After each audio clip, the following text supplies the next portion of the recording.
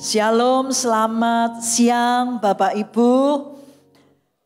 Senang saya bisa ada di tempat ini lagi. Sebelum saya mulai membacakan firman Tuhan, izinkan saya memperkenalkan karena hari ini saya datang bawa orang tua saya. Di depan ada papa saya, silakan berdiri. Usia 80 tahun. Terima kasih. Lalu ada mama saya, usia 84 tahun. Dan juga ada tante saya, usia 70 tahun. Dan juga ada teman saya sejak SMP, Lani namanya. Nah, ini teman waktu saya SMP. Semua mendukung dalam pelayanan yang unik. Saya katakan unik karena 3 tahun Tuhan panggil saya untuk melayani pelayanan khususnya untuk para waria dan LGBT. Dan saya kerjakan dengan sungguh-sungguh karena saya melihat jiwa yang bernilai kekal itu yang saya perjuangkan. Jadi saya tidak lihat atribut kaya, miskin, pandai, bodoh, tidak. Tetapi yang saya lihat, mereka adalah orang-orang yang berhak mendapat anugerah dari Tuhan. Dan puji Tuhan, lewat pelayanan yang tidak diperhitungkan, Tuhan bawa saya masuk ke dalam ladang yang lebih luas lagi. Satu privilege bagi saya. Karena mulai tahun ini saya masuk dalam lingkup kampus UGM menjadi tim untuk pembangun karakter Kristus bagi mahasiswa UGM. Setiap tahun UGM menerima 10.000 mahasiswa baru yang Kristen sekitar 700 sampai 800. Itu luar biasa bagi saya karena saya tidak pernah menyangka apa yang saya mulai dari satu orang waria, Tuhan tarik saya masuk dalam ladang yang tidak mudah. Karena ternyata gerakan LGBT sekarang ini sudah masuk ke kampus-kampus meracuni generasi penerus kita. Jadi kita sekarang ini nggak bisa diam saja. Saya bersyukur karena di tempat ini ada gerakan gedor, ya. Saya sangat berharap kita semua makin hari makin cinta firman Tuhan. Semakin kita mengerti firman Tuhan, semakin kita banyak bicara dengan Tuhan, rahasia-rahasia Tuhan pasti akan disingkapkan. Betul tidak? Kalau kita berteman dengan orang yang apatis, yang cuek, yang asal-asalan, kira-kira kita mau nggak curhat untuk hal-hal yang penting kepada model orang yang apatis? Tidak mau. Tapi ketika kita mau jadi pribadi yang antusias, seperti tadi saya khotbah tentang Sakyus, orang pilihan Tuhan. Bagaimana Sakyus memulai dengan antusiasnya, ingin ketemu Tuhan. Dan anugerah Tuhan itu Tuhan berikan. Bukan hanya dia nonton, tapi Yesus akhirnya mampir ke rumahnya. Dan itu yang akan kita alami kalau kita mau antusias di hadapan Tuhan. Gunakan hari-hari ini, iblis bekerja luar biasa. Di UGM sekarang ini sudah diusulkan toilet untuk gender yang ketiga. Sudah diusulkan. Jadi yang namanya LGBT itu enggak jauh di Amerika. Sekarang ini mereka sedang mengincar anak-anak muda kita. Jadi kalau kita tidak belajar dalam firman, kita akan menjadi orang yang tidak bisa memberikan kepastian jawaban yang benar. Karena disitulah kita semakin mengenal Kristus. Jangan kalah dengan anak-anak binaan saya. Anak-anak binaan saya setiap hari saya wajibkan untuk mereka mengucapkan firman Tuhan. Setiap hari. Mereka orang jalanan. Tapi mereka mau belajar menjadi pribadi yang lebih baik lagi. Kita orang pilihan Tuhan berani meninggalkan kenyamanan kita. Dan berani melangkah masuk dalam lingkungan zona iman. Tinggalkan zona nyaman kita, masuk dalam zona iman. Amin ya. Seperti Abraham, janji belum diterima, tapi dia melihat jauh ke depan hal-hal yang bernilai kekal. Saya tidak pernah menyangka, saya tidak pernah membayangkan, hanya dari pelayanan waria, saya dibawa Tuhan masuk dalam lingkup ketemu orang-orang pinter yang gelarnya itu deret-deret. Tetapi saya bersyukur, Injil masuk ke UGM karena itu doa dari orang-orang yang rindu. Calon pemimpin Indonesia ini akan penuh dengan orang-orang yang takut akan Tuhan. Dimulai dari kita, lingkup terkecil kita. Kita yang harus ambil apinya. Saya katakan tidak harus jadi pendeta, jadi hamba Tuhan. Antusias kita itu yang akan Tuhan memperlengkapi. Jadi firman Tuhan hari ini sesuai dengan tema iman dan perubahan karakter. Kita belajar dari satu tokoh di Alkitab. Semua orang pasti sudah sering dengar firman ini. Tentang istri Lot. Ya. Kalau kita dengar istri Lot, identiknya kemana? Tiang garam. Passwordnya, begitu kita dengar istri Lot, langsung kita muncul kata tiang garam. Kemarin baru saja saya ngajarkan ini ke waria saya dapat istilah baru. Mereka mungkin karena pendidikannya terbatas, mereka direview oleh teman saya. Jadi Lani ini setiap habis ibadah kita selalu mengadakan kuis untuk ngetes apakah mereka mendengar firman Tuhan dengan baik. Mungkin di sini Pak Wahyudi, Bu Lucy mungkin bisa dicoba. Kalau habis firman adakan kuis untuk ngecek apakah jemaat di sini benar-benar bisa menangkap firman Tuhan. Jadi siap-siap nanti ada kuis.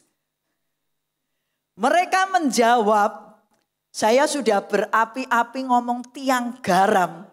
Mereka yang nangkep apa? Oh, kalau kita ini jangan jadi garam palsu. Mereka nggak bisa nyebut tiang garam, nyebutnya garam palsu. Artinya apa? Kalau hidup kita tidak berdampak, kita menjadi orang yang lewat begitu saja.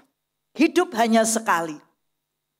Mari kita berlomba-lomba jadi orang yang benar-benar ada di dalam jantung hati Tuhan.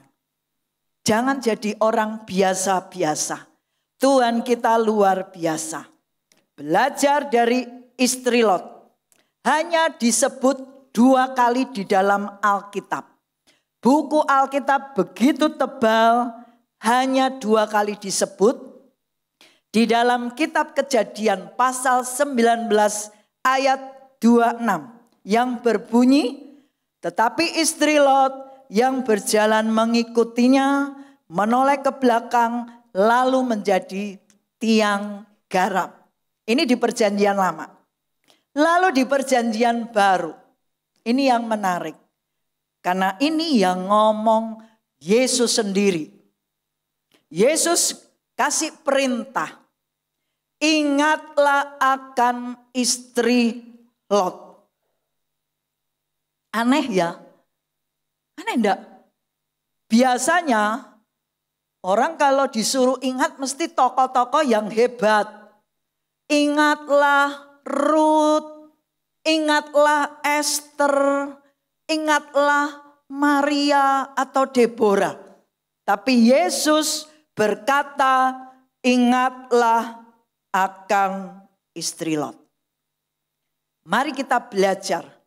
Apa sih kebenaran apa sampai Yesus sendiri menegaskan ingat istri Lot.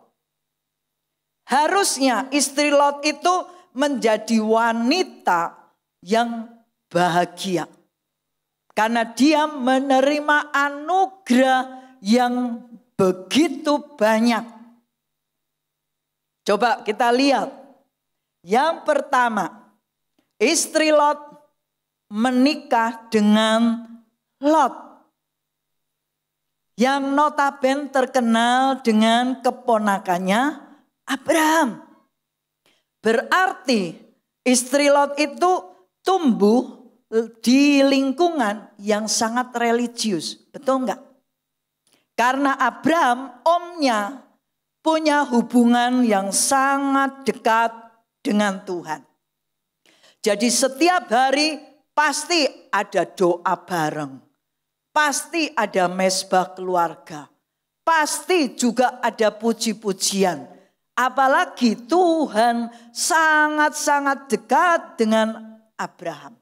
Bahkan ketika Tuhan mau menjatuhkan hukuman, maksud hati Tuhan gak mau ngomong.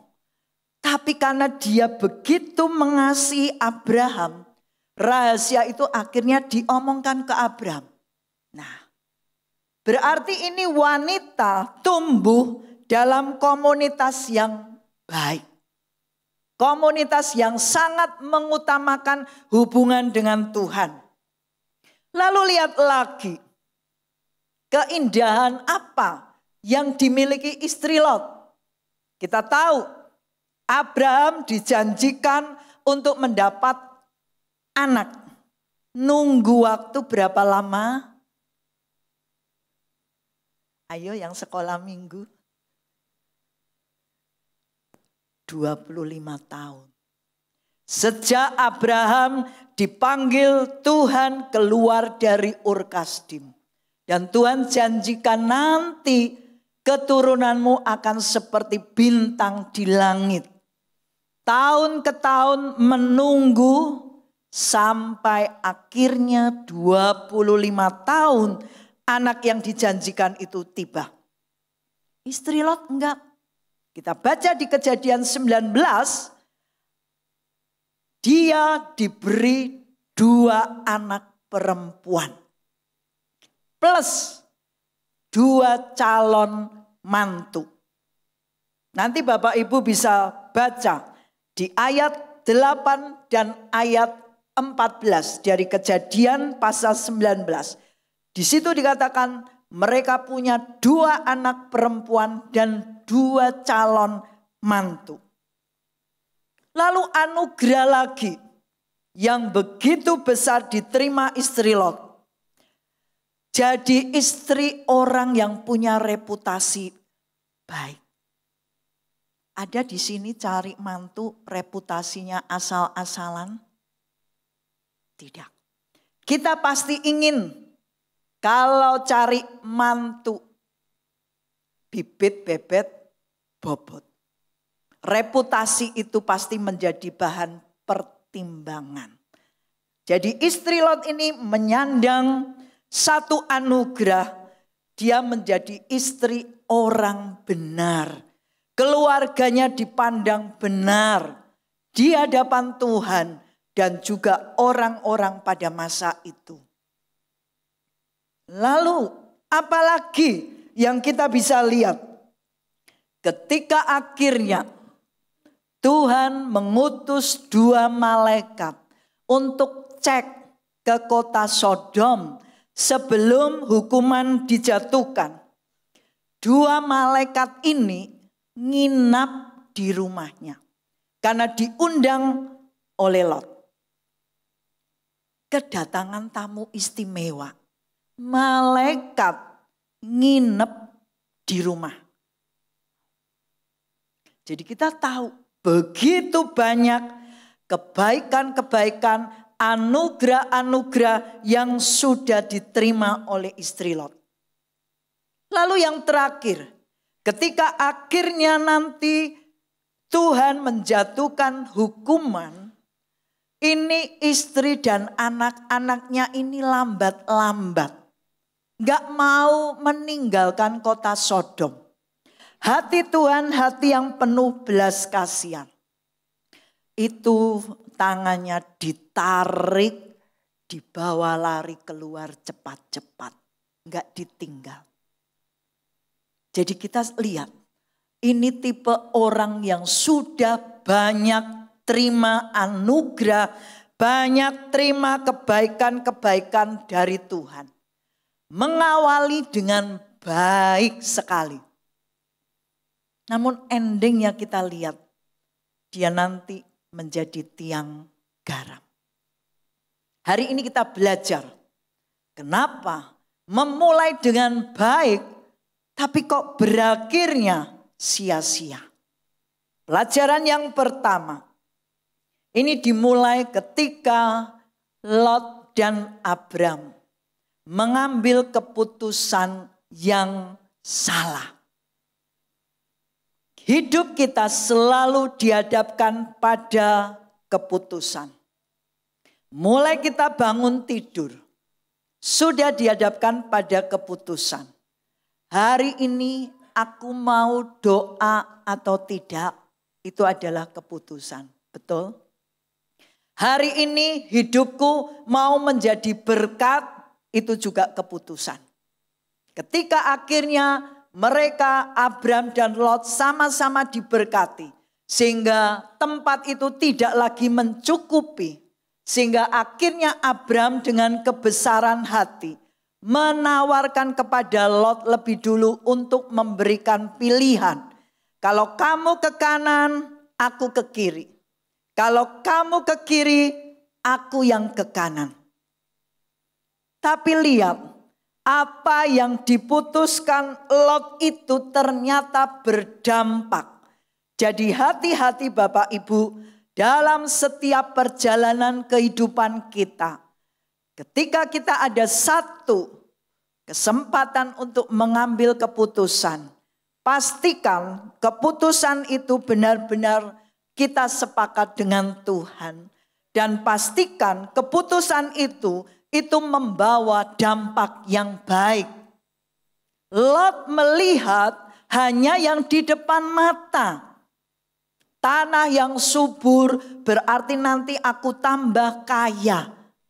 Tapi Tuhan memberikan satu pandangan yang khusus kepada Abraham. Karena Abraham tidak menggantungkan pada apa yang dilihat oleh mata. Tetapi Abraham melihat bahwa Allah yang disembah, Allah yang selalu menyertai, yang bisa mengubah keadaan tidak baik menjadi baik. Pastikan kita selalu memiliki prinsip dimanapun kita berada. Yang penting ada Tuhan. Penyertaan Tuhan itu harus ada. Perkenan Tuhan harus ada dalam hidup kita. Jangan hanya jadi orang Kristen yang tampak hebat aktivitas rohaninya, tetapi tidak ada perkenan Tuhan. Kita hidup sekarang ini waktunya sangat-sangat singkat. Tuhan sudah bayar mahar untuk kita. Mas kawin kita sudah dibayar lunas di atas kayu salib. Tuhan nanti datang menjemput kita sebagai pengantin yang dewasa atau anak-anak. Kalau kita mau jadi pengantin dewasa, berani melangkah, meninggalkan kenyamanan dan masuk dalam zona iman. Ini harga yang Tuhan tuntut dari kita. Keputusan yang salah, akhirnya lihat perkembangannya. Ketika akhirnya Lot memilih kota di dekat Sodom. Ini hati-hati. Yang namanya dosa itu gerakannya itu pelan-pelan. Enggak langsung otomatis. Mulai dari Kejadian pasal 13 ayat 12. Kita lihat Kejadian pasal 13 ayat ke-12. Abram menetap di tanah Kanaan, tetapi Lot menetap di kota-kota lembah Yordan dan berkemah di dekat Sodom. Awalnya hanya berkemah di dekat kota Sodom. Berarti ini sudah masuk tinggal di kota Sodom atau belum? Belum. Awalnya aku tak di sini aja. Aku kan hanya lihat dari jauh. Aku kan gak masuk di kota Sodom. Hanya kemah di dekat. Lalu lihat lagi. Tiap hari yang ditonton kehidupan Sodom. Meskipun tidak tinggal di kota Sodom, tapi dilihat tiap hari. Makin lama hatinya makin gak tahan. Lihat yang kedua, Kejadian pasal 14 ayat 12. Kejadian 14 ayat 12. Juga Lot anak saudara Abram beserta harta bendanya dibawa musuh, lalu mereka pergi. Sebab Lot itu apa? Diam di Sodom. Yang awalnya hanya kemah di luar, karena tiap hari yang dilihat perbuatan Sodom mulai bergeser, langsung langkahnya nggak kroso, akhirnya mulai diam, masuk, bergaul, berkompromi. Mulanya biasa saja, akhirnya nggak bisa lepas. Dan lihat lagi berikutnya. Kejadian 19 ayat 1. Kita baca ayatnya. Kejadian 19 ayat 1. Kedua malaikat itu tiba di Sodom pada waktu petang. Lot sedang duduk di pintu gerbang Sodom. Dan ketika melihat mereka, bangunlah ia menyongsong mereka, lalu sujud dengan mukanya sampai ke tanah. Dari yang awalnya berkemah, lalu diam, kemudian yang terakhir duduk di pintu gerbang. Pada zaman dulu, orang yang duduk di pintu gerbang berarti dia menjadi orang yang dituakan. Menjadi pemuka di kota itu. Yang akhirnya biasa-biasa, lalu mulai netap, berkompromi, akhirnya malah jadi leadernya. Dukung apa yang dikatakan orang-orang di Sodom, tutup mata, wes ben biarin, itu kan mereka bukan aku. Ini virus dosa. Awalnya cuma buka celah sedikit. Mulai sedikit. Jangan remehkan yang kecil. Makin kita membuka hati yang remeh, iblis akan bekerja luar biasa. Menjerat kita, bahkan akhirnya menyeret kita. Sampai kita lihat Lot dan istrinya terbiasa. Standar moralnya rendah, bahkan melihat kepuasan seks yang tidak wajar pun mereka tutup mata. Nah, sekarang kita hidup di zaman di mana gerakan LGBT begitu agresif. Apakah kita mau seperti istri Lot dan Lot itu? Menganggap biasa, ini zaman wes berubah, jadi ya maklum. Atau kita mau sepakat dengan Tuhan, berani berkata, pakai aku Tuhan untuk berani untuk membawa orang-orang kembali kepada jalan Tuhan. Lihatlah, dari awalnya biasa-biasa, tapi karena membiasakan dan menutup mata, Tuhan katakan, kalau ada orang yang menyimpang, yang melakukan hal yang tidak baik, kita tahu, kita tidak mau negor, kita tidak mau mengajak orang itu kembali kepada jalan Tuhan. Dan kalau orang itu nanti mati dosanya, kita dituntut tanggung jawab sama Tuhan. Jadi tanggung jawab kita itu besar. Bukan hanya kita yang berbuat dosa, tapi ketika kita tahu ada ketidakbenaran, kita diam saja. Itu artinya siap-siap Tuhan akan menuntut tanggung jawab dari kita. Karena itu pastikan hari ini kita jangan jadi orang biasa-biasa. Jadikan orang-orang pilihan Tuhan. Yang Tuhan ngomong, Tuhan kamu gak salah pilih aku. Aku ini berdaya guna untuk kerajaan sorga.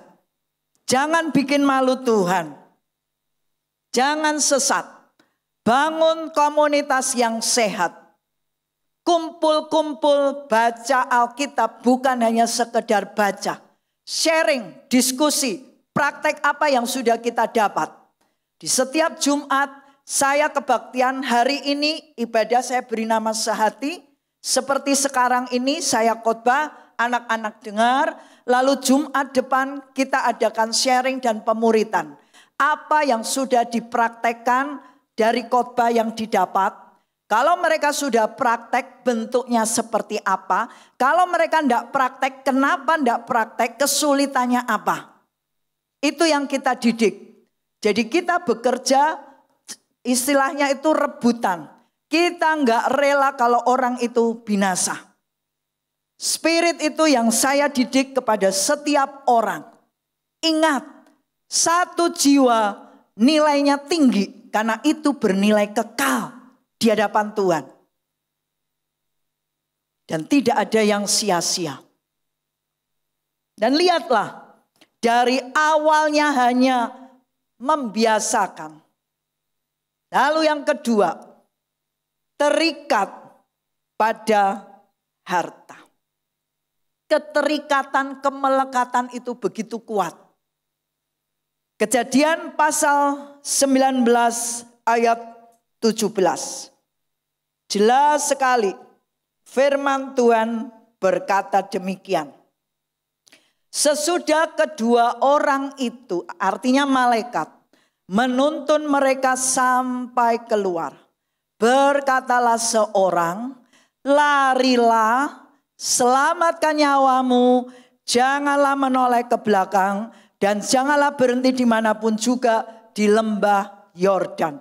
Larilah ke pegunungan supaya engkau jangan mati lenyap. Perintah Tuhan jelas. Sangat jelas. Lari, jangan lihat ke belakang. Artinya apa? Banyak orang ini sudah lari, sudah keluar dari kota Sodom. Tapi sayang, dia masih noleh ke belakang. Badannya sudah di gereja, mulutnya sudah haleluya. Tapi hatinya masih penuh dengan manusia lama yang disayang-sayang. Dosa lamanya masih eman-eman untuk dilepaskan. Banyak dari kita hati-hati. Ikut Tuhan, jangan setengah hati. Kalau kita sudah langkah, kita sudah keluar, sudah melihat ke depan, jangan lagi lihat masa lalu.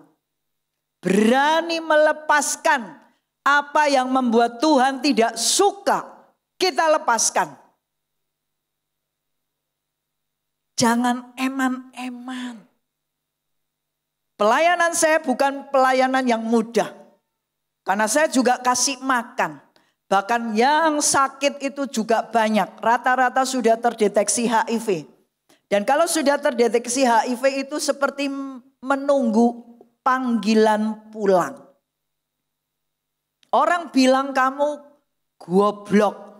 Secara manusia duitmu kamu buang, kamu pakai untuk mereka buat apa?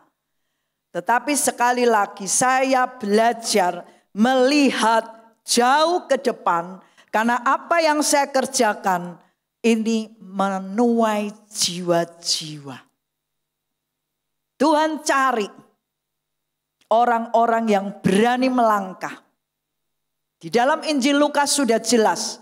3 perumpamaan. Dirham yang hilang, domba yang hilang, anak yang hilang. Itu jelas sekali kerinduan hati Tuhan. Jangan ada satupun yang terhilang. Kita enggak rela kalau mereka itu berjalan masuk ke neraka. Karena itu jangan jadi orang yang nyaris selamat. Badannya sudah keluar. Badannya sudah ibadah di gedung gereja. Tapi hatinya masih penuh dengan Sodom. Hati dan pikirannya masih dengan hawa nafsu. Masih dengan kedagingan, egois. Anggap enteng firman Tuhan. Jangan seperti istri Lot. Jangan seperti mantunya. Karena kita lihat di dalam Kejadian pasal 19 ayat 14. Ketika Lot akhirnya tahu bahwa Tuhan akan menghukum, Lot segera memberitahu istrinya, anaknya, dan calon mantunya. Tapi lihat, Kejadian 19 ayat 14. Keluarlah Lot, lalu berbicara dengan kedua bakal menantunya yang akan kawin dengan kedua anaknya perempuan. Katanya, bangunlah, keluar dari tempat ini sebab Tuhan akan memusnahkan kota ini. Tetapi ia dipandang oleh kedua bakal menantunya itu sebagai apa? Orang yang berolok-olok. Menganggap remeh firman Tuhan. Mbok ojo meden-medeni. Kiamat itu nanti masih lama. Anggap enteng firman Tuhan. Lalu juga lihatlah ayat ke-16. Kejadian 19 ayat 16. Ketika ia berlambat-lambat, maka tangannya, tangan istri dan tangan kedua anaknya dipegang oleh kedua orang itu. Sebab Tuhan hendak mengasihani dia. Lalu kedua orang itu menuntunnya keluar kota dan melepaskannya di sana. Berlambat-lambat. Kadang kita merasa besok. Masih ada hari esok. Nantilah, jangan sekarang. Hari ini Tuhan mengajarkan kepada kita. Jangan anggap enteng firman Tuhan. Jangan lambat-lambat. Iblis senjatanya suka menunda-nunda. Membuat kita menganggap enteng masih ada hari esok. Belum tentu hari esok itu menjadi milik kita. Saya baru saja melayani teman saya SMA. Satu bangku. Dulu waktu muda atlet taekwondo nasional. Berarti kalau atlet pola hidupnya sehat. Setelah agak dewasa, sudah tidak bisa jadi atlet. Lalu dia jadi pelatih taekwondo. Jadi pelatih. Jadi kalau muridnya disuruh lari, lah dia ikut lari. Ya kan? Ngajarin gerakan, ya dia praktek. Setelah usia seperti saya 50 lebih, dia jadi juri wasit nasional taekwondo.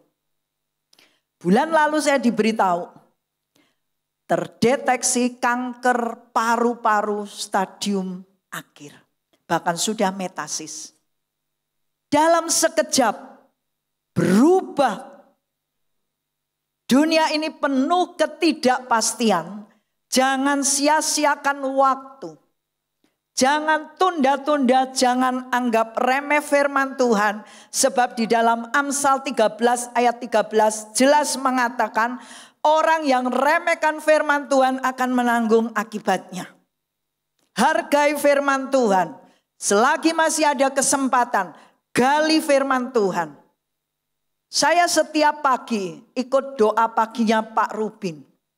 Mulai dari pertama sampai sekarang. Dan bukan hanya saya dengar, saya catat. Saya bikin catatan ekspositori. Sehingga itu menjadi materi belajar saya. Enggak cukup hanya dengar tok, disambi masak, disambi nyuci. Tidak. Saya memberi diri, memberi waktu belajar firman Tuhan. Sekarang ini belajar firman itu sangat mudah. Tidak harus pergi ke Bandung, ke Jakarta. Tinggal di dalam kamar, pasang internet, buka pembelajaran firman Tuhan. Siapa yang mau belajar firman dalam, itu yang akan mendapat banyak rahasia dari Tuhan. Contohnya itu, kita di dunia aja kalau berteman, temannya kita itu biasa, datar, gak antusias. Ya kita males toh mau ngomong banyak. Ngomongnya ya secukupnya. Lah mau pilih Tuhan ngomong secukupnya sama kita atau kita mau ngomong deep sama Tuhan. Tergantung respon kita. Kita menghargai firman, kita menghargai Tuhan. Maka Tuhan juga akan gak pelit-pelit buka rahasia itu kepada kita. Dan lihat. Firman Tuhan itu memerdekakan. Memerdekakan setiap belenggu-belenggu yang orang ngomong tidak mungkin Tuhan bisa kerjakan. Saya bersyukur waria-waria saya yang benar-benar mengalami sentuhan Tuhan. Mengalami perjumpaan dengan Tuhan. Mereka akhirnya jijik melihat masa lalunya. Mereka sudah bisa punya kesadaran. Kok aku dulu seperti ini? Dan puji Tuhan, mereka tidak lagi di jalan. Ada yang kerja jadi pelayan restoran. Ada yang kerja di kantor. Ada yang kerjanya jadi PNS di Medan. Ada yang masih kuliah IT. Hal yang orang ngomong gak mungkin waria berubah. Tapi kalau Tuhan yang menyentuh, tidak ada yang mustahil. Kita ini hanya alat. Yang penting hati Yesus penuh belas kasihan. Itu yang kita berikan kepada mereka. Mau enggak kita tinggalkan kenyamanan kita? Mau enggak kita berjalan melangkah bersama Tuhan? Dan pastikan jangan jadi tiang garam. Jangan jadi orang yang nyaris masuk surga. Jangan jadi orang yang nyaris selamat. Jangan merasa aku sudah cukup. Aku sudah baik. Belum cukup standar Tuhan itu. Berapa banyak jiwa yang kau menangkan. Berapa banyak jiwa orang-orang tersesat yang kau bawa kepada Tuhan. Hari ini Tuhan mengajarkan kepada kita. Bertumbuhlah. Karakter Kristus itu harus terpancar kuat. Sehingga kita dimanapun. Tuhan pakai kita. Tuhan urapi kita. Tuhan perkenan kita. Orang pandai itu banyak Bapak Ibu. Tapi orang yang diperkenan Tuhan itu orang-orang pilihannya Tuhan. Jangan jadi orang biasa.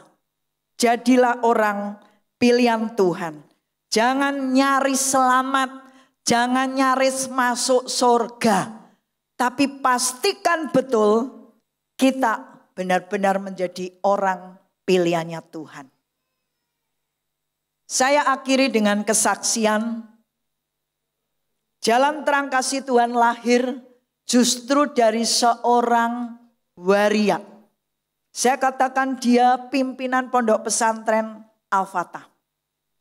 Yang luar biasa, meskipun dia berkerudung Muslim, tapi setiap ibadah dia selalu datang. Dia belajar firman Tuhan. Hatinya lahir Yesus. Casingnya waria. KTP-nya tetap Muslim. Tapi kalau ibadah enggak pernah bolos kecuali dia diundang keluar kota. Nah, satu hari saya ditelepon, dia kena serangan jantung. Masuk ICU. Saya waktu itu cuma ngomong, karena untuk menghormati beliau sebagai pimpinan, saya panggilnya Bunda. Bunda, percaya ada Yesus di kamar ICU. Sehingga hari pertama dia lewati itu, lalu kemudian esoknya ketika saya habis doa, Roh Kudus kasih satu sentuhan. Kamu ke sana, kamu ke ICU. Saya masih nawar, Tuhan, saya bukan keluarga. Dan waktu itu 2023 itu masih ketat untuk masuk ke rumah sakit. Gak mungkin Tuhan.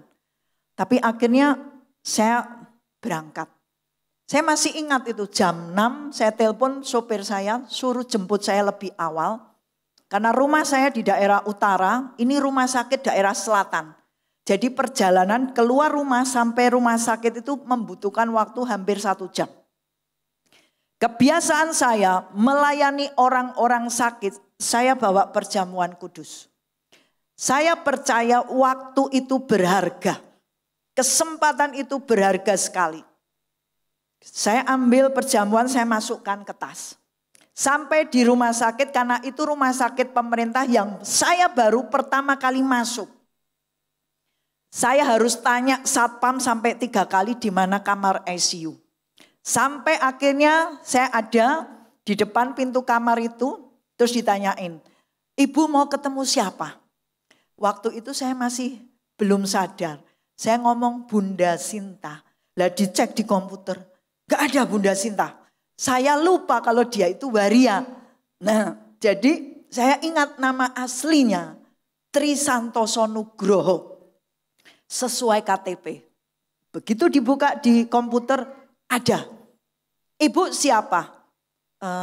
Saya hamba Tuhan, saya bilang gitu. Enggak boleh masuk Bu, ini belum jam besuk. Karena waktu itu saya sampai di sana jam 8 pagi. Ya sudah, kalau enggak boleh masuk, saya keluarkan perjamuan kudus itu. Tolong titip ini kasihkan pasien. Pasien sudah tahu kalau ini dari saya. Petugasnya ngomong, saya enggak berani. Kalau gitu keluarganya yang jaga ada enggak? Karena saya kenal keluarganya. Keluarganya sudah pulang. Ya sudah Pak, tolong Pak, titip ini kasih.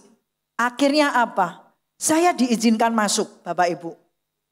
Di kamar ICU itu di paling pojok, pas kebetulan ada dokternya yang ngomong. Puji Tuhan, Ibu pendeta ya? Iya. Tolong itu pasien yang paling ujung itu angel. Ya karena mereka gak pernah melayani waria. Akhirnya saya dibawa masuk, dia dada-dada. Terus saya jabat tangan, saya katakan, Bu Sinta, terima kasih. Karena Ibu Sinta punya hati Yesus. Sehingga Ibu mengizinkan saya melayani anak-anak waria. Ibu percaya Yesus adalah juru selamat. Saya percaya sambil dia langsung duduk itu pakai oksigen. Saya percaya. Ibu mau kita doa pakai perjamuan kudus terima Yesus? Mau. Langsung Bapak Ibu. Saya doa, saya jabat tangan, saya nangis. Karena apa? Saya katakan Tuhan ini waria. Tapi hatinya ada Yesus. Karena dia memikirkan kerohanian para waria-waria yang tidak ada yang membina waktu itu. Dan penyesalan dia yang terbesar, dia pernah ngomong gini. Saya pernah ada anak binaan waria Nasrani. Dia meninggal, saya harus memakamkan secara Islam karena tidak ada hamba Tuhan yang mau melayani.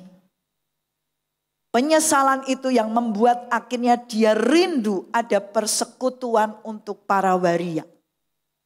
Sehingga akhirnya di kamar ICU itu saya layani dia perjamuan kudus. Dan Bapak Ibu tahu ayatnya luar biasa. Aku mengubah kutuk menjadi berkat. Itu firman Tuhan itu saya bacakan itu saya nangis di hadapan Tuhan. Dan dia juga nangis. Karena apa? Mengubah kutuk jadi berkat. Akhirnya saya selesai doa. Besok kondisi baik, dia mau dipasang ring. Semuanya baik. Tapi apa yang terjadi? Hari ini jam 8 pagi saya melayani di kamar ICU. Besok setengah 6 pagi saya ditelepon kalau Bunda Sinta pulang ke rumah Tuhan.